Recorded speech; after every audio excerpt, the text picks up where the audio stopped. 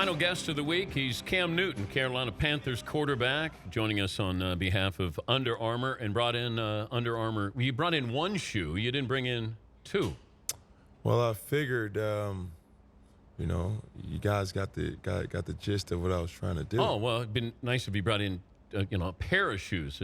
Things that rough at Under Armour? You can only afford one shoe for me, Cam? Hey, with the other shoe got stuck in the mud outside. and we found out that that's not. I thought it was Carolina blue, but you said that you found out that that's not Carolina blue that you have. It's Petty blue. So this is Richard Petty? Yes, sir. What part of Richard Petty was that kind of blue?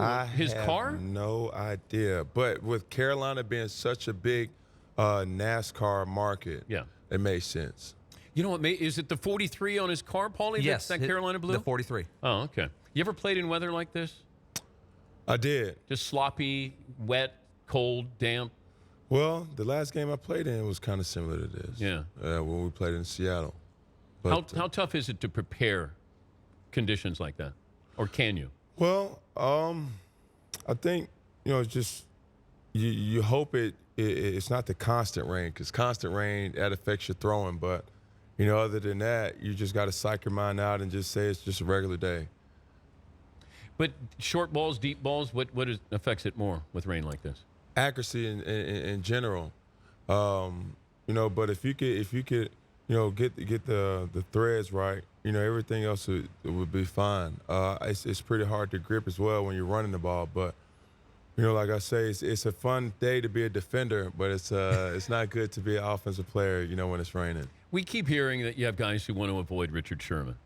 Right. What advice would you give? Not that Tom Brady's asking, but what advice would you give him since you just faced him? Well, Richard Sherman does a great job with, I think staying over the top. And it's cliche to say about a cornerback, but he's such a very smart player. I don't think he gets praise on that enough. And he makes you pay for his mistakes. For my mistakes. Mm-hmm. A couple times, you think he's in a demeanor that he's not paying attention and that he just strikes like a cat. And he makes you pay for it. Like one of the balls that I can remember me throwing in that game was kind of like a throwaway, giving my guy a chance and nobody else, and that ball gets picked off. But that's just the difference in playing subpar defenders and playing the Seattle defense. Okay, give me the Seattle defensive back though that would concern you the most.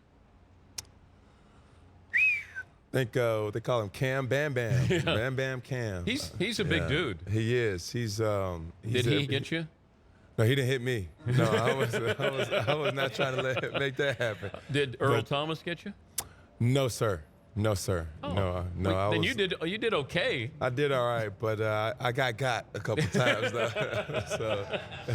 Who all time? Who got you? Who got you the worst? Any defender? Yeah. I think it was my rookie year, Brian Arakpo, all pro. Yeah. He caught me blindside, and they was playing that 3-4 defense, and he was not accounted for. He was started out in slot. I remember like it was yesterday. He came off the slot, the offensive tackle didn't pick him up, and yeah. But there's part of you that wants to get up and act like it didn't hurt. Of course, that's that pride. Everybody on that field has that alpha genetic that's like, oh, I'm tough, but inside, it's kind of like that. Oh, no, jeez. But well, have you gotten somebody where you looked at it on film and then you wanted coach to back it up and say, hey, let's see that again? Well, this past year we ran in reverse, and was it Lance Briggs? Of the Bears. Of the Bears. So, he's came around, got the whole full flow from the defense, came back, and I'm like, this is my moment right now. Grow a pair and let's go. So I'm real jacked up. I see him coming. He doesn't even see me coming. And it's like one of those, you charge up to try to hit him. And I hit him with everything I got. and he was just stumbling. I was like, fall. And he finally fell like a theatrical scene of a giant. And I'm like, so coach, is that considered a pancake? You know what I'm saying? I was just wanted it so bad. But he is so solid of a just stout. And I hit him with all 255 I had, and it was just. Who's the biggest guy that you've ever faced? Julius Peppers. Because he's, what, 6'6", 6'7"? Every bit of 6'7". And long arms. He's a brute. He's big. He's fast. You know, it's things that, you know, you can't teach. And it's just got that God-given ability, man. But that's everybody in the league. Yeah. You know, it's somebody that's always wowing when you actually see it in person. And, it's one thing to go over the scouting report and you see, 6'6", 290 or, 6'8", so-and-so. We're just talking about, Vince Wolf. Or, these guys, when you actually see them, that's that, you kind of act like Tarzan, but inside you're really chained like, easy. That's the mic right there. That's the mic. Righty. Has your voice ever cracked at the line of scrimmage? No, but I did have that moment when I went under the wrong offensive lineman. Okay, all right. You're well, they all nervous. those butts all look the same. They all. Then you look and it's like, hey, what are you doing? You get that hike, like, oh, and then you slide over and say, son. Yeah. Give me a full call, like full voice. In the huddle. No, line of scrimmage. If you were changing a play, line of scrimmage. Oh, sheesh. Would it be that detailed at the line of scrimmage, or is it just a code word? No, I think especially now we're trying to work on the verbiage of it.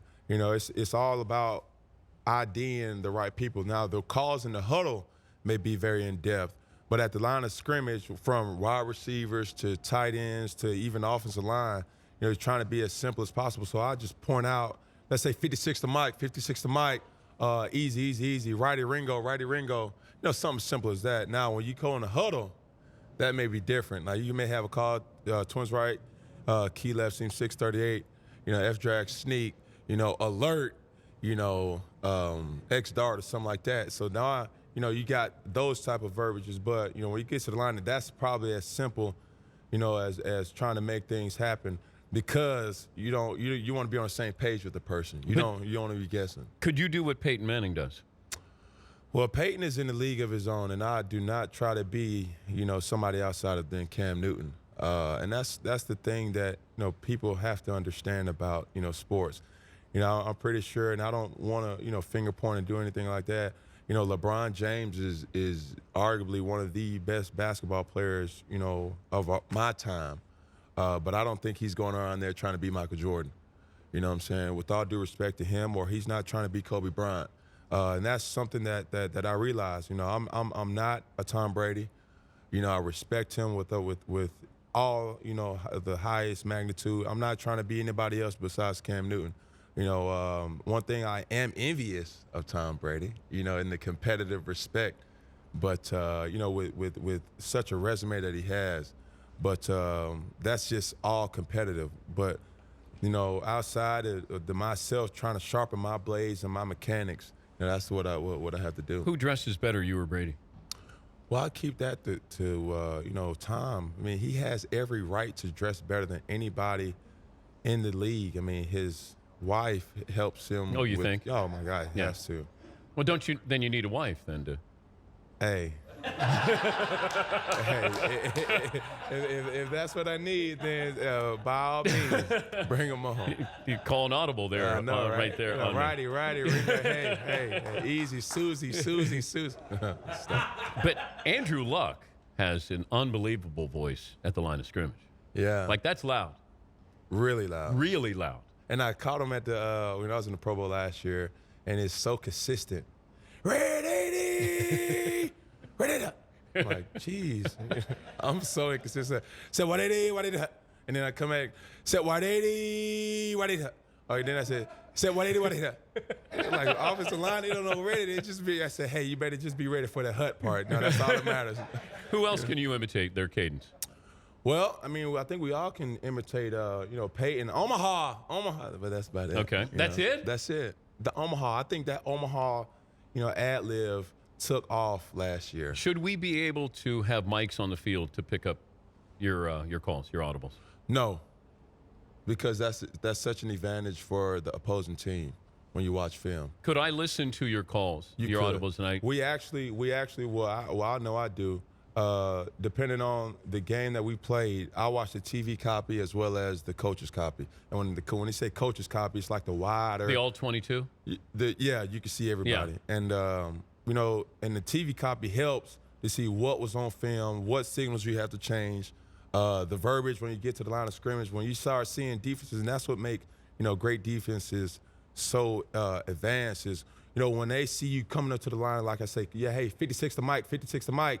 Okay, that triggers something to the defense. All right, they know that the line is sliding to 56, so now we're going to, bring the blitz from the other side. So when they see you, hey, 56, 56, okay, the defense makes their check to make you're hot from the other side. So it's all about the X's and O's, and that's the ins and outs. I know what you're talking. I play quarterback. Yeah, I'm aware of that. Yeah. I could give those fake signals. Really? Yeah. Now, everybody can give a dummy signal. Yeah. But could you give a real signal? Well, maybe you wouldn't be able to tell. See, that's the key. You got it all figured out, don't you? Yes, I do. But you got to be convincing when you point at the Mike linebacker. Because you got to let him know, I know what you're thinking. And that's the thing. See, when I'm watching, other quarterbacks, especially Peyton, I'm like, what is real and what's not? Because he gives all these fakes and, hey. And it's like, man, and I want to do that too. And it's like, I go to the line and my receivers is like, what are you doing? What is all this meaning? Tell me about what you're doing with Under Armour, your new shoe, your petty blue shoe. The petty blue Under Armour shoe. That rhyme. So it's a Speedform Gemini. It's actually very comfortable shoe. And when you actually put your foot in it, it's kind of too comfortable, but the relief is for the extra cushion for long distances. And we all know who have worked out, having that cushion, for the joints, the bones is better. For a time the wave of shoes is very thin, and it looked cool, it sounded cool, but in all respects to people's bodies and joints, it wasn't the best thing for it. So it's great to see that Under Armour is building technology day by day, to enhance the athlete's overall performance. It's good to see you, Cam. We'll go around the room what we learned on the program. Paulie, what did you learn? Great week with DirecTV. Fritzy crushed it again. It was great to be here in Arizona. All right. Seton, what did you learn? T. Frizzle, killing it. Yeah, great music video there, Fritzy. What did you learn, Fritzy? Darius Rucker's bucket list includes singing the national anthem at the Super Bowl and singing a duet with Paul McCartney. All right. McLovin, what did you learn? Supermodel Aaron Heatherton, team player. Yes. Cam, what did you learn today? Well, I learned how to do a dummy signal and be more envious of the Peyton Manning and Tom Brady. And long story short, I need a wife. Yeah.